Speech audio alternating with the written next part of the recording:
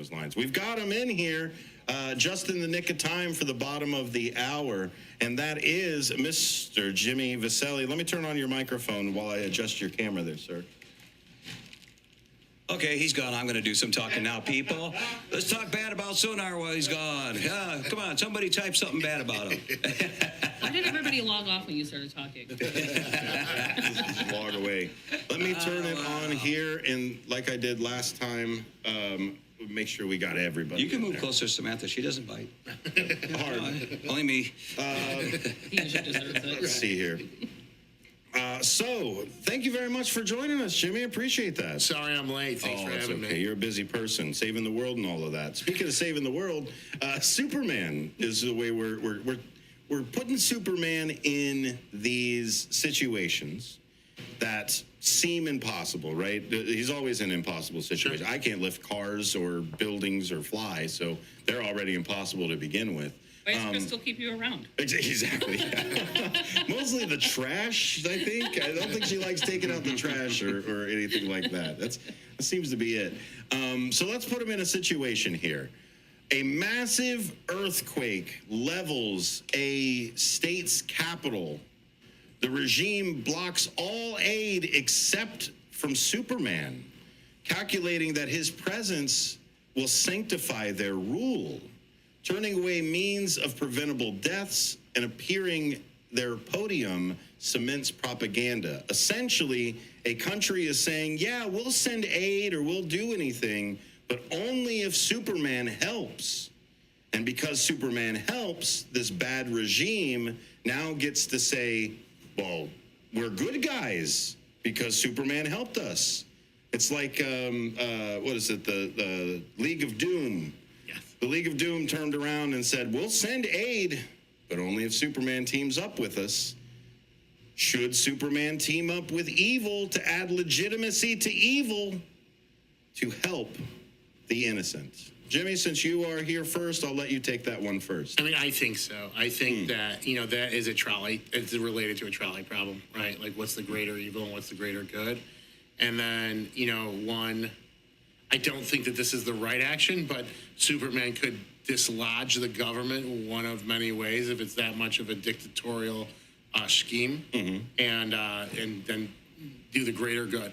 But no, I think you have to. I think you have an obligation to help your fellow man or woman, regardless of if it paints you in like, you know what, Superman is part of Al Qaeda now because he helped. I chill down my back when you said that. Yeah, I think them calling out like we're not going to help our people unless Superman does it. I don't think that will make him look evil. He'll still look like a good guy. He'll look like a good guy. We can't have Superman look like a bad guy now. I've got a few more floating around over here. Jump in on the chat. We've got a couple people over there. Brandon, Gia, Crystal, the boss lady's in there. Martin is on there. Jeff, I'm sure Pat and Eddie and a whole bunch of other people that haven't. Hey, like and subscribe over there, guys. I see you. We will be back with Jimmy Vasselli, Sam Tees, and David Tees asking the important question, what would Superman do? The amazing Free Speech Friday team we have assembled. It's taken us a little bit to assemble the team, but I'll tell you, it's one of the best we've ever had over here. That, of course, is the T's. Are the T's? There you go. Subject verb agreement. Those are the T's. That is right. David and Samantha sitting here with us. And also, we've got Jimmy Vasselli of Vasselli Law. Thank you all for being here. Really appreciate it. We're glad to be here. What about you, Samantha? I love it being here. That's I race from work to here.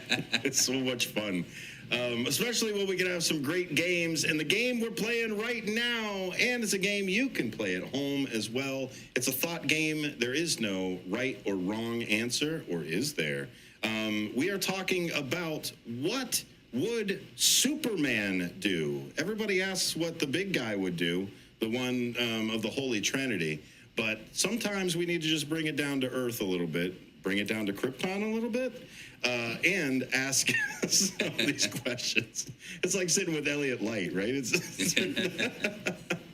Anyway, let's talk a little bit about, we just got done talking about the 2-alarm problem. We talked about the isolationist nations and a couple of other things that are there. But I want to talk about this other one that is here. It would be a buried alien relic beneath a harbor city destabilizes.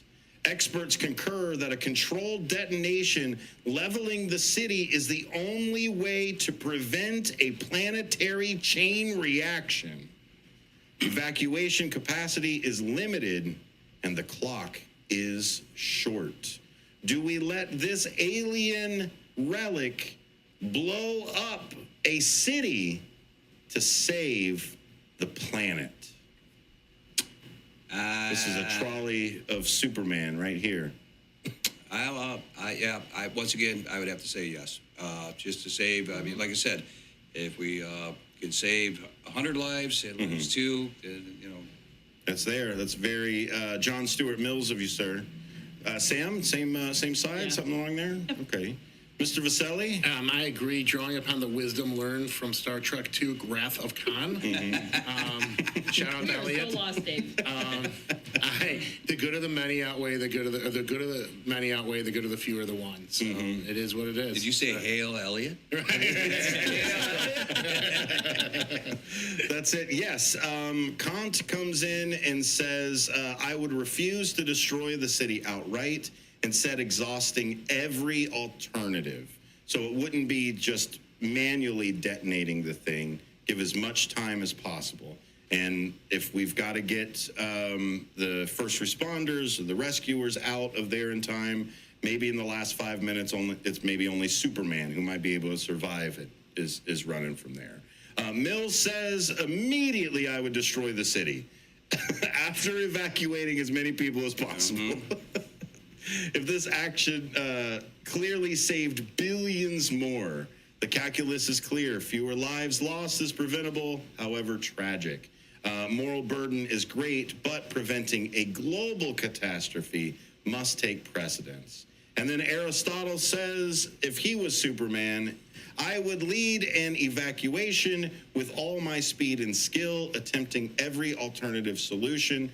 If no other path remained, I would destroy the relic myself, accepting the burden of the act as a tragic but necessary choice for the sake of the planet's survival. Not just an accident, an actual choice to do it. And that way, almost Superman is bearing the burden of that situation, which, I don't know, he's fast enough. He might be able to get out of there.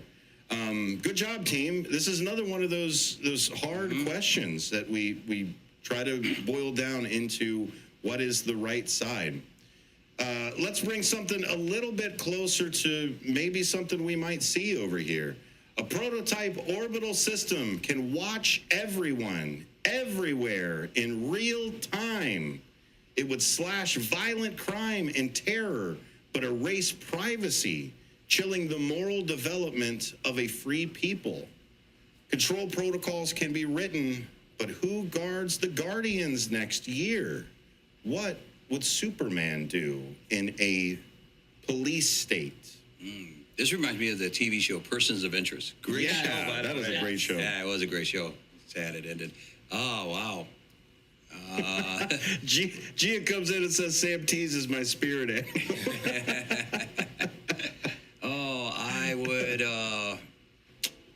I was Superman, I would actually get rid of all the cameras and, let the police handle this stuff. I mean, you can't let a dictatorship happen and have control over people's freedoms and rights. I can see that. The American way, right? Yep. What have you got, Sam? Well, I know in the UK they have a lot of those cameras to catch all the criminals and stuff like that. And I don't always agree with it, but they catch people that way. China uses facial recognition. That I don't like. And then also keeps a account for Yeah, things. like the social thing. Yeah, so if you jaywalk, you lose the points. That I don't like. We use facial recognition every day because that's my wife. Yeah, okay. I recognize her. That's my iPhone. That's my iPhone. That's how I get into everything, so I don't have to remember a Yeah, password. there you go. What would you put on this situation here, Jimmy? I would probably do the same. Can I draw back about another Absolutely. sequel? Yeah. If you remember the second Batman movie in the last trilogy, The Dark Knight, they did that. And I think there's an interesting dichotomy in again, I'm not just all comic books all the time with this today, but there's an interesting dichotomy because I think Superman would destroy the cameras and the recording systems. I think Batman would use them to achieve his ends. And I think that is the difference. That's the essential difference between lawful good and chaotic good. That's it. This actually did happen. Justice League Unlimited, the Patriot Act or the Tower of Babel, in actually 2000 directly, which is even crazier that they were talking about the Patriot Act in 2000 before 9/11, which that even just tells you that the Patriot Act was already in the holster, ready to get pulled out. But indirectly, while Batman's brother eye plot line, the obviously parallel, Superman has occasionally considered using his senses to monitor the planet constantly. Superman for Tomorrow is also another one. But he canonically always rejects being the constant observer. Now, obviously, Batman or Superman could go out and listen to everything or do everything, but that's all he would be doing is surveillance. And he might get a couple peeping Tom charges too. We want to make sure we keep Superman out of jail for things. Here we go. We've got a hostage exchange here. A warlord in orbit offers 1,000 lives for the release of his most lethal lieutenants. Intelligence show that near certainty of future atrocities if they go free. The stalemate tightens as oxygen dwindles on the hostage transports. So this evil warlord, let's say Zod, right? Zod comes in and says, I want all of my evil generals to come out, and so that we can go out into the world and be a band of roving supervillains out there. I've got 1,000 people right now. If you don't give me my generals, let's say there's 3 of them. If you don't give me my generals right now, all 1,000 people don't make it. We don't negotiate with terrorists. Okay? Take a Reagan approach of that. It is Superman, so it's going to have a happy ending. Everyone's fine. Everyone's okay. Yeah. He blows oxygen into there for him. Yeah. We looked at General's house so they could kill more people. Yeah, that's a good idea. Jimmy? Is one of them a below average center in the WNBA? Because I think this actually happened. No, you break the stick, right? If you can't break the stick, that's the cone. But no, you have the good of the many outweighs the good of the few of the one, and you don't know that these bad accidents are going to happen, so you save the people that you can save.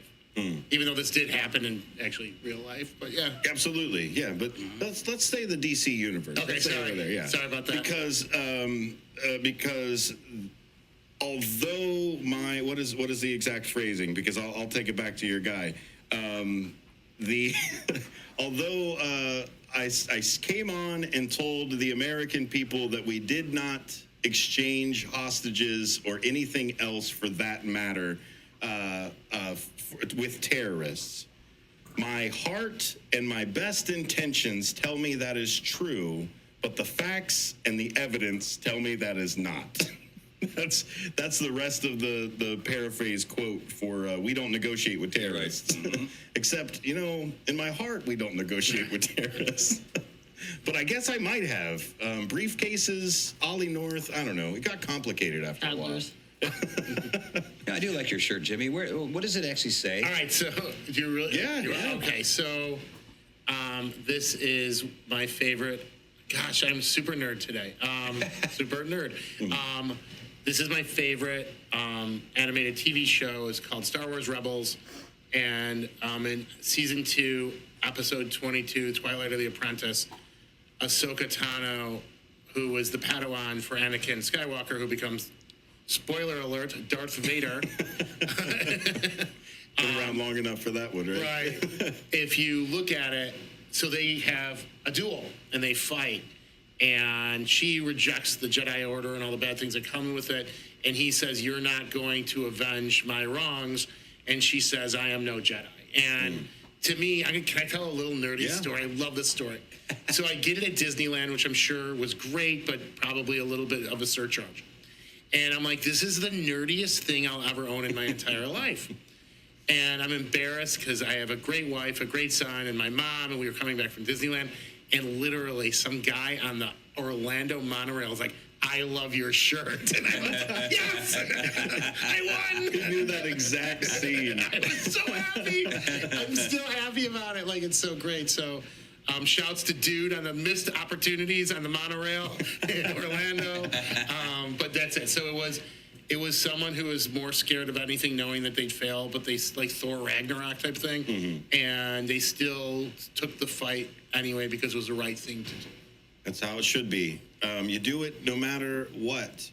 Kant says, "I would refuse the exchange. It would make future victims tools for present survival." Mills says, "I would agree to the exchange if the calculation showed the hostages' immediate survival outweighed the projected harm from future crimes. I would prepare contingencies to minimize that harm." So maybe they do release him, but they release him with an ability dampener or something ridiculous like that, or a tracking device. So now we know where the harm is, at least at that point. And Aristotle Everyone's getting says, an air tag. Exactly. So the message out there, terrorists, don't do this at home, okay? Or we'll tag you. Or we'll tag you. You'll wear an earring for the rest of your life. Aristotle says, "I would reject the deal and lead a high-risk rescue operation." Which, man, it does seem like Superman takes that Aristotle approach all the time. Here we go. Let's get another one in before we hit the break. We still got about 10 minutes left in this hour. When we come back, I've actually got a new game for everybody, and it is inspired by quotes that I absolutely love to do around here. And some of them may even be Star Wars quotes. So here's the situation that we're going to put Superman in. In the fortress, Kryptonian nanomedicine can eliminate most disease. Unleashed overnight, it would upend labor markets, demographics, and geopolitics. Black markets and hoarding are predictable. Yet withholding it means preventable deaths every hour. So, does Superman release the nanomedicine from Krypton that could heal everyone on the planet, but upsets markets, gets rid of jobs, destroys economies and entire geopolitical structures? What do we do, Mr. Vasselli? Or what would Superman do? Superman would release it because there is an aspect of control. The better thing to do is to release it because there's an aspect of control. First of all, like the little children who would be saved have nothing to do with global economic, socioeconomic choice to go on from there. We can't, we always have to take progress and opportunity when we can. And I think Superman would do it. That's the greater good. The greater good is to release it. To release it, even though it destroys everything that we've got, cultures, everything. Sam, you nodded. Yeah, I mean, what else is he going to do? Pretty good. Yeah, it heals everybody right off the bat. That's actually pretty good. Mr. Tease? You cannot replace lives, but you can fix the economy and demographics. You can fix all that stuff later down the road. But you can't replace a life. Isn't this how The Walking Dead started? Like a disease that kept everybody alive? Kant says, or Kant, K-A-N-T, I always mispronounce that German word. I would release the cure universally, ensuring fair distribution and oversight. To withhold it would be to treat the sick as a means to preserving stability. We've got Mill, who said, I would phase the cure, starting with the most urgent cases while preparing society for the economic and political shifts. And Aristotle says, I would introduce the cure gradually, focusing on the chronically ill, building systems to manage the distribution responsibly. Virtue requires generosity guided by wisdom, says Aristotle. So great on you guys as well for taking that moral side. It does look like every single one of our moral thinkers says that they would release it in some way. Follow-up question to that: does that make capitalism evil? Yeah. Just putting it out there, as money is the root of all evil, and et cetera, et cetera. No. Capitalism is free enterprise. It's true. Everybody has a right to get Let's rich. just wait until we have this nanomedicine, and then we'll figure out if it's real or not. We're already working on cold fusion. I mean, once we've got free energy able to be done, it's essentially the same scenario. Here we go. I've got one more for you. We can sneak it in before we get out of here. A time traveler offers one chance to undo a personal loss at the price of rewriting countless lives. Models show wide variance. Some timelines improve. Others erase entire relationships that now exist. What does Superman do? Or what would Superman do? Stay on theme. Go ahead, Samantha. Yeah, Samantha, we'll get you the first one on this one. There's a reason people leave, so I wouldn't bring anybody back. I don't think he would either, because if it's going to change too much. Leave it the way it is. What will We be, have will be. We have history for a reason. Fair enough. Yeah, like she says, okay, Sarah. gotta Leave be it as it more is. careful. Leave it. What? Did you tell me what to do? Yeah. Wow. She's on 3 times now? Hey, you got to speak into the microphone, sir. Wow. Like she says, the same thing. Yeah, I agree with her for once in my life. Mr. Vasselli? Wasn't this the first Superman movie with Christopher Reeves? I could see that, where he spun around. Spun around, getting in time. No, you can't. Like, they're right. They're 100% right. You can't jeopardize the future for an eventuality. Not to mention the grandfather paradox would also prevent you from being able to do it as well. But, we live in DC universe where people can travel in time. The Flash does it all the time. the guy is always going backwards. I guess after you run so fast, there's only one direction left. Kant says, I would refuse to alter the past for personal gain, as it treats others' lives as variables for my own relief. Mill says, I would intervene only if the evidence strongly indicated that changing the past would improve overall happiness and well-being. And of course, Aristotle says, I would decline unless the change clearly advanced the moral and civic good of humanity. So it seems like Kant is the only hard no on this one. Does Mills or Aristotle have a point? Like you had said, Jimmy, the benefit of the many outweigh that of the few. If only a few people are changed, but we've got a utopia when I come back. Does Mills have a point to this? Hey, there's a point. It's just not one that I would want to go down. Mm-hmm. We've all seen Back to the Future. That's true. Biff. And he did not have a good life. No. That changed on him. That was theirs. It did. So that is about what we've got. Canonically, temporal intervention for Superman for all seasons, and Superman, the man who has everything. In The Man Who Has Everything, he experiences a dream world where Krypton never died. He rejects it, choosing the painful reality over an illusionary correction. So, even then in Lois and Clark, Dean Cain is in the news.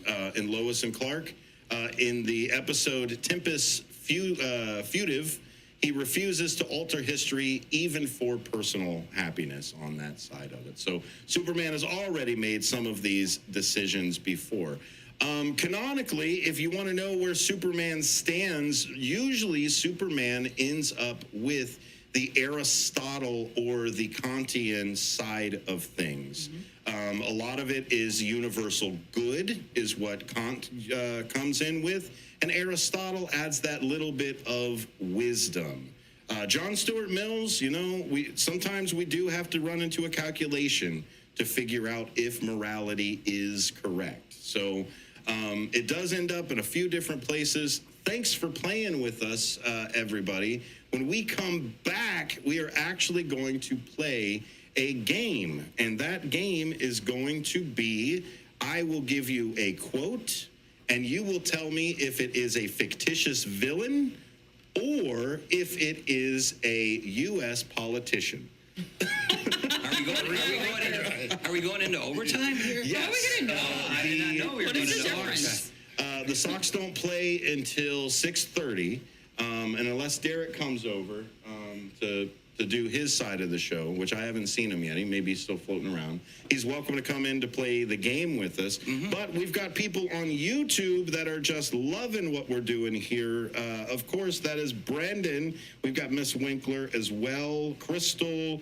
We've got Jeff was over there. George jumped in for a time. I think Eddie's sitting over there too. They're all lurking, right? They all just love going on the internet and just seeing other people do it. The internet has made us all voyeurs, I think, at a certain extent.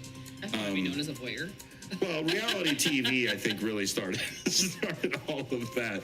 But thank you all for being here, including you that are listening either on the 1410 AM dial or those of you that are watching us on the YouTube side. It's good to see you all there. Stick around. When we come back again, we'll play a game. Is it a villain or is it a U.S. politician? How are we gonna know the difference? Well, we're going to find out. That's the point of the game. Stay tuned. It was tough. Yeah, you went to the microphone. I know. Yeah, I did. Stay tuned. We'll be back right after this. Welcome back to a political talk show here on WRMN.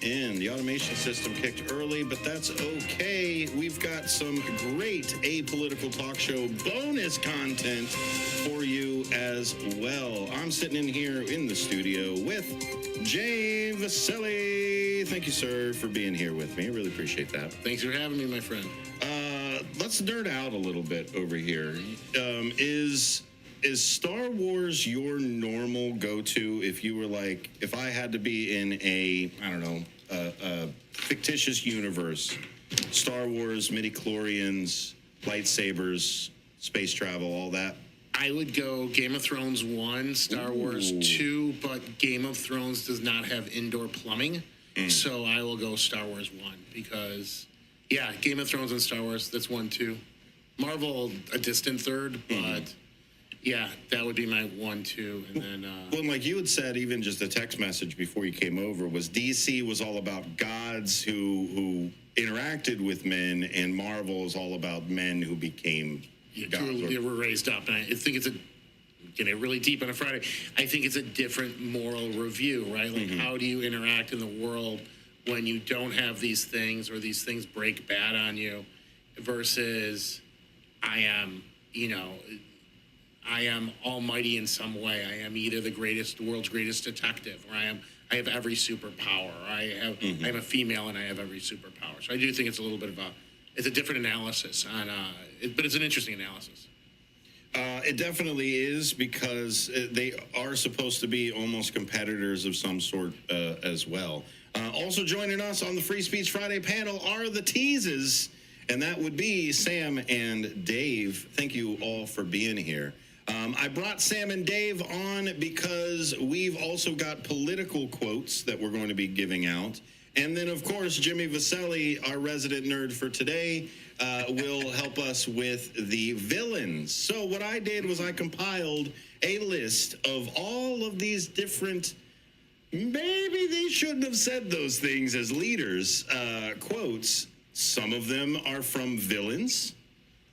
Across all kinds of different things. I've got Star Wars, I've got Harry Potter, I've got, let's see, who else do I've got in here? I've got Avengers, I've got Star Trek, I've got all of the different ones that are out there. Your normal food groups of nerd culture that is there. And then I also went out and found some of the absolute worst things that our U.S. politicians have said. And so we are going to play a game. Was this said by a fictitious villain? Or was this said by somebody who has been in charge of the United States? Which is a villain. Which, oh, sure, hey, there you go. I'll take it there. Here we go. One that should be pretty easy right out of the gate. I'll help you with this one. It is, quote, this person had struck a bargain and he changed the terms. I am altering the deal. Pray I don't alter it any further. Was this a villain or a U.S. politician? I'll say a villain. We got villain.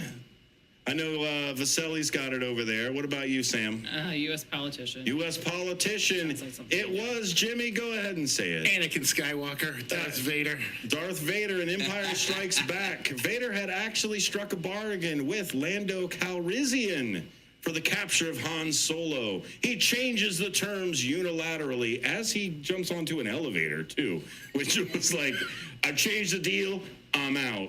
Elevator closes, done. So essentially, that's some power right there. That is very authoritarian.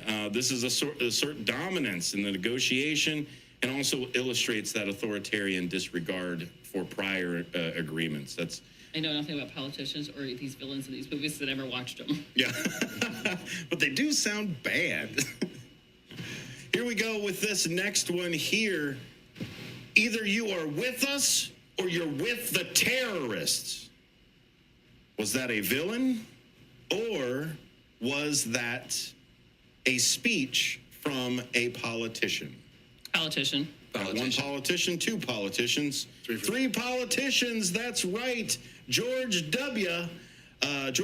Bush addressing a joint session of Congress post 9/11 draw the absolute moral political dichotomy, rallying allies and isolating that dissent. How did it work out for us? I don't remember. It was a big price tag, I think.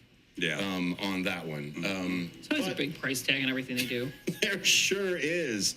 Those neocons do love their war. So here we go. Let's give you another one.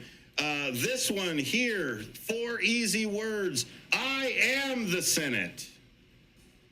Was that Mars Attacks? Was this by a villain, or was this by a politician?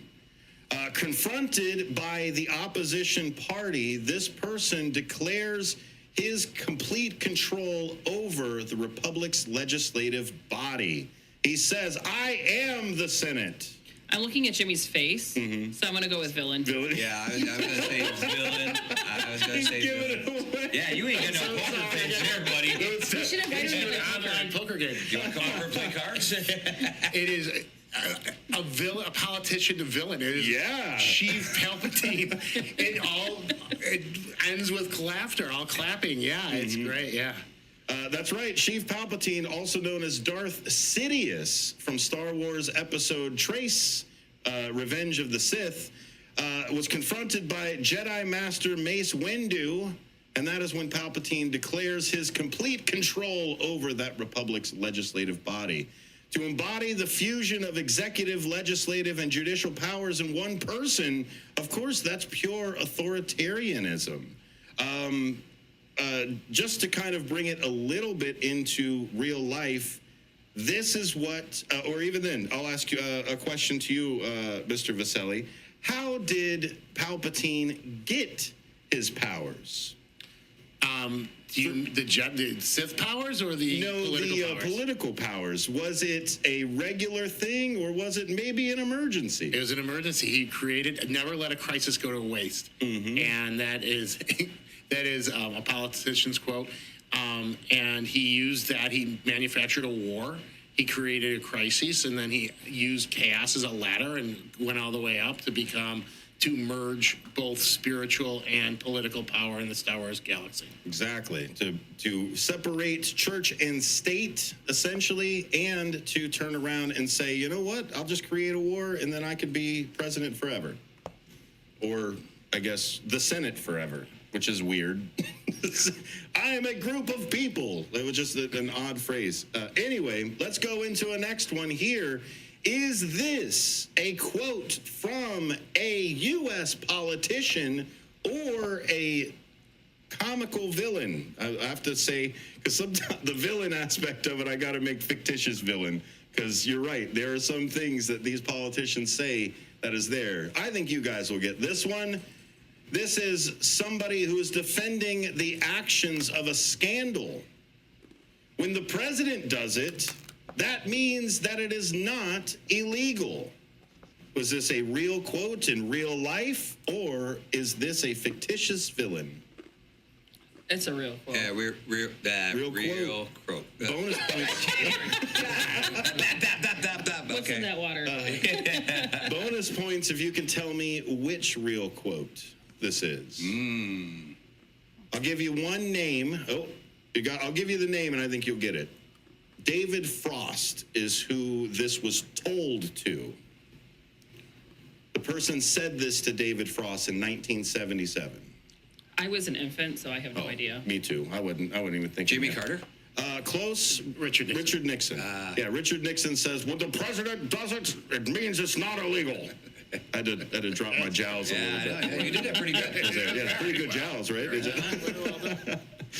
To argue an expansive, almost monarchical interpretation of executive theory. I mean, the Unitarian theory of Article 2, I'm always going to have an issue with that. But let's go on to the next quote. Is this a quote from a fictitious villain or somebody we elected? When somebody's the president of the United States, the authority is total. Was this a made-up president or a real president? Made up. Who said these things? When somebody's the president of the United States, the authority is total. Or was it Richard Nixon again? Actually, I say made up. So you said it was made up. We got any more made-ups or reals? Made-ups or reals? Going once, going twice. Hold on, I'm looking at Jimmy's face. I'm sorry. I'm going to make interesting radio. I'm going to say it's real. It's real? Okay. When somebody's the president of the United States, the authority is total. Sounds real. Sounds real. It was real. In a White House briefing, April 3rd of 2020, that was current President Donald J. Trump who said that. When somebody's the president of the United States, the authority is total. I missed back that to one. that. Well, it was back to the way that they interpret the universal executive theory. That's essentially it's what it is. That's those two phrases right there are that in a nutshell. It just they're not supposed to say those things out loud. it's the issue. Well, he doesn't have a filter. So. Fair enough. Fair enough. And even then, Richard Nixon was pretty mad at that that interview too. I don't know. It was something about shoe polish being too much. I don't know. It was crazy. Let's give you another one. This was a rally for an army before they marched to war. A new power is rising. Its victory is at hand. Fictitious. Is this a villain, a fictitious villain right off the bat? Villain. Or is this a actual politician? I'll go villain. Villain, absolutely Saruman from The Lord of the Rings and the Two Towers. That's why I know it. I love Lord of the Rings. Rallying his Uruk-hai army before they marched to war. This was obviously to inspire the followers with the inevitability of his cause dominance. We finally found a nerdum for Miss Teets as well. She likes that stuff too, not me. Sports and reruns of MASH. We've been doing Coach. Yeah, we're doing Coach right now. Oh, Coach, Yeah, okay, that's a show. pretty good one. Here we go on another quote here. Is this a villain or was this a president? We've been patient, but our patience is wearing thin. President. President, okay, two presidents. What do you got? 3 presidents. Can you guys give me the president? No. Obama. Ooh, close. Same administration, but Mr. Biden on September 9th, 2021, addressing the unvaccinated Americans during the pandemic. Well, so so he said that directly to the American It people. could have been Obama talking to Biden to tell him. Yeah. Or else, I thought. Yeah, I mean, what is... Walter from Jeff Dunham there, you know. Hey, I like Walter. This was pressure into compliance, invoking a dwindling tolerance for nonconformity. I mean, this was an absolute, just look, hey, I'm the president, do what you want. My patience is wearing thin, though. I might do something about it. Not a very good thing for a president to say. Yeah, but that's what he said in the ice cream line, too. My patience wearing thin, yes. You know, that's because Elliot's going to say to Matt if he doesn't get that pie. Yeah. Okay, here we go. Let's get another one in there. Here's a good one. This is a collective turning around and giving an ultimatum to the other group, saying resistance is futile. Is this a real quote, or is this a fake villain? Oh, I have heard it before. I'm going to go with villain because I know I've heard it. Villain. Mr. Vasselli, who do you got over there? I have the Borg. The Borg, that's right. The Borg, Star Trek Next Generation, the best of both worlds, came out in 1990. The Borg is a collective that issues the ultimatum to those that they intend to assimilate into the Borg. Borg, resistance is futile, it says. My parents made me watch that movie. Oh, really? Yeah.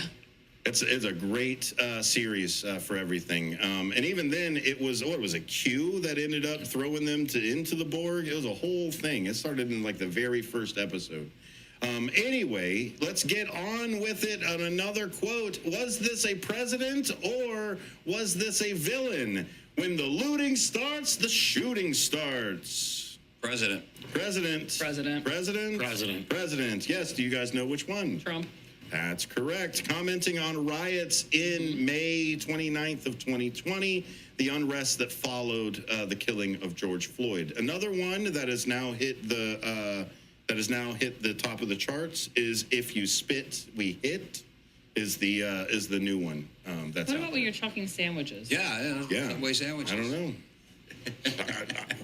All I know is Janine Pirro was mad. If you watch that video, she was mad. Just throwing sandwiches at people. Oh, she loses her stuff over everything. Right? I like watching her. Oh my goodness! And then to be a felony offense, assault with a footlong. Yeah. Saw it with a deadly sandwich. Have you eaten those sandwiches? Is it an offense? Yeah. Were they untoasted though? If they're a little softer, they're not toasted. That's true. That wasn't there. If it was a Jimmy John's, he would have said thank you. Yeah. Well, see, so Would have thrown the it. regular Subway sandwich, fine.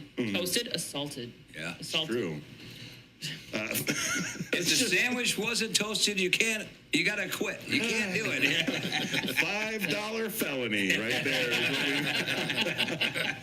So here we go. Let's take another one. Is this a president or a fictitious villain?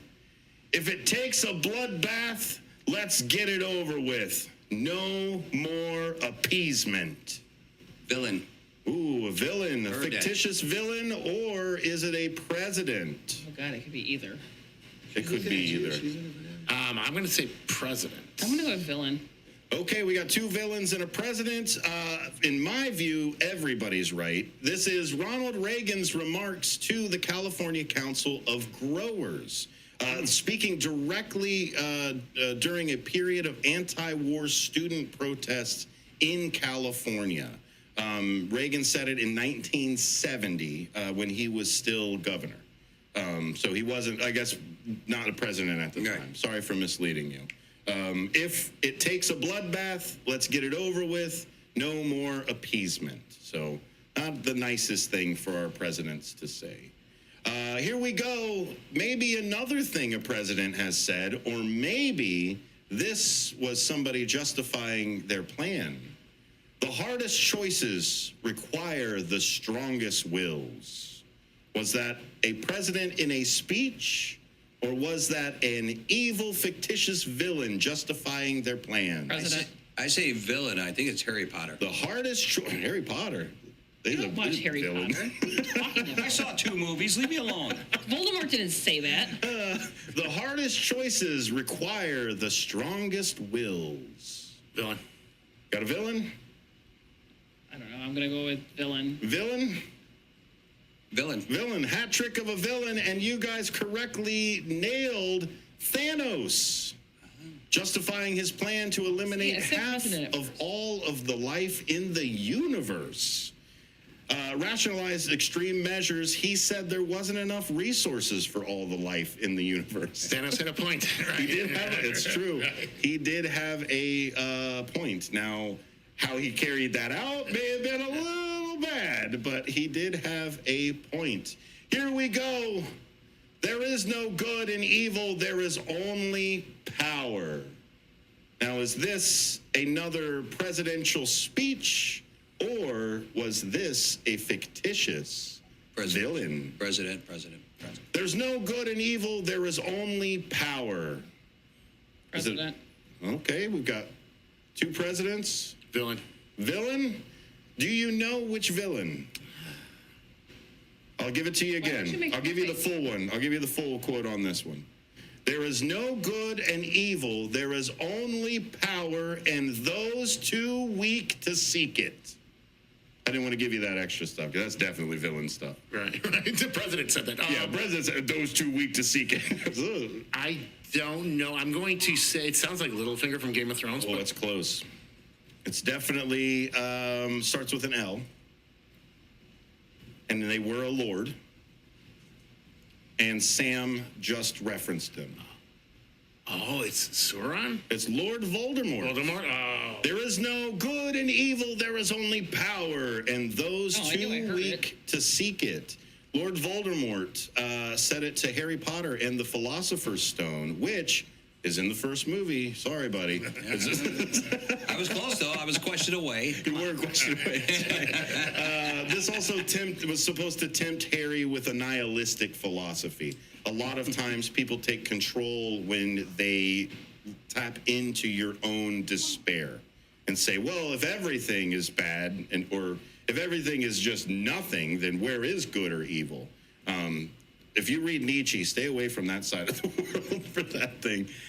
Here we go. I got 2 more for you. Let's see if we can knock them out here. I'm glad I came up with enough. If you want a picture of the future, imagine a boot stamping on a human face forever. Was that a political rally, or was that a fictitious villain? Political rally. Okay, we got 1 political rally. If you want a picture of the future, imagine a boot stamping on a human face forever.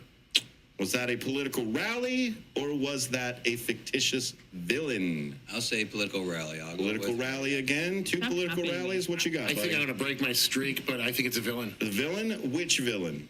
Is it Loki? No, this goes way back to 1949. That is party member O'Brien in the book 1984. Yep. Essentially, he is explaining the nature of power to Winston and about how once you have power, you don't want to give it up. So you picture in the future a boot stamping on a human face forever. Talk about despair. 1984 isn't probably the best place to go if you're looking for a pick-me-up on your fiction. This describes the permanent and inescapable oppression as ultimate end of totalitarianism. Once they have the power, they try to maintain the power and keep it there. Let's get you 1 more before we get to the Sox game. And here it is. Was this a president or a fictitious villain? The leader is at liberty, both in law and conscience, to be as big as he can. That's a good one. The leader is at liberty, both in law and conscience, I'll say to be president. as big as he can. Was this a president or was this a fictitious? I'm going to guess at president. Okay, we got one president. I don't know. Don't we got? I don't know. I'll say political figure. Political figure. Okay, that was Woodrow Wilson. He actually put that in his book, The Constitutional Government in the United States, discussing the scope of presidential leadership before he became president. Why is it said to champion a broad, personalistic concept of executive authority? That's usually when we run into people like Woodrow Wilson or Nixon or anybody who has that strong man mentality. A lot of times it is the universal executive theory, and I don't need to tell you which party supports that more than the other because we're trying to not be very biased to each other. Mm-hmm. So thank you all for playing the game. Is that something that we would want to do again, right? Yeah, I liked That's it. fun. Yeah, I But think so. but you have to ask me questions about George Washington because my dad told me when I was in third grade that my grandma voted for him. So I went to write a report, and I was very upset when I found out my grandma did not vote for George Washington. after you found out who he was. That's it. I'm sure if we could all go back in time, there's some grandparents we'd like to shake and go, what the heck? No, that was my dad that told me that. Oh, goodness. And he goes, oh, you should call your grandma and ask her about it. Yeah, that was an interesting phone call. All kinds of great things that happen here. Stick around for the Sox game that is coming up. The other thing that we've got going on this Sunday is, of course, we've got ourselves some of that sweet, sweet Bears that are happening. Kickoff is actually at 7. Pregame is at 5. Is that Sunday or Saturday game? That is a Sunday game. Oh, Yep, okay. it's a Sunday game. Yeah, you're We've right, got Sunday game. we got the White Sox that are playing early, and then hopefully by 5 they're wrapped up because the Bears is coming. And we also got tomorrow between 10 and 2, What Makes Elgin Township Tick event Ooh, that's at gonna the be fun. Township building, Touch a Truck, a lot of events. I'll be there doing traffic control, and I'm taking her keys away so she can't drive around there and try to run me over, okay? I wouldn't miss. I wouldn't be even trying. And that's What Elgin Ticks. Where is that going to be at? It's going to be at the Elgin Township building on McLean Boulevard. It's just down the road here. Across from Fox Valley Shooting Range. Yeah, that's a great little place over College there. Green and, right there by ECC. College Green and yeah. McLean. As soon as you pass ECC, right on the left-hand side. just south Can't of miss it. it. I'll be the guy running from a car just trying to run him down. Oh, my goodness. And don't forget that this Bears coverage is also brought to you in part by Vasselli Law. And thank you very much for doing that as well. Vasselli Law is a great place to go for all of your different real estate, municipal, or personal lawyer needs. Go ahead and visit. It's JMVChicagoLaw.com. There it is. Thank you all very much for playing the game. Those of you that missed some of the questions, we'll make sure that this gets podcasted for everybody too. Thanks for sticking around. The White Sox are coming up in literally 15 seconds. It's your choice if you want to leave, but it would be a choice. You could just not do anything, right? The trolley aspect of it, right? Do nothing. Stick around. We'll see you guys on the other side.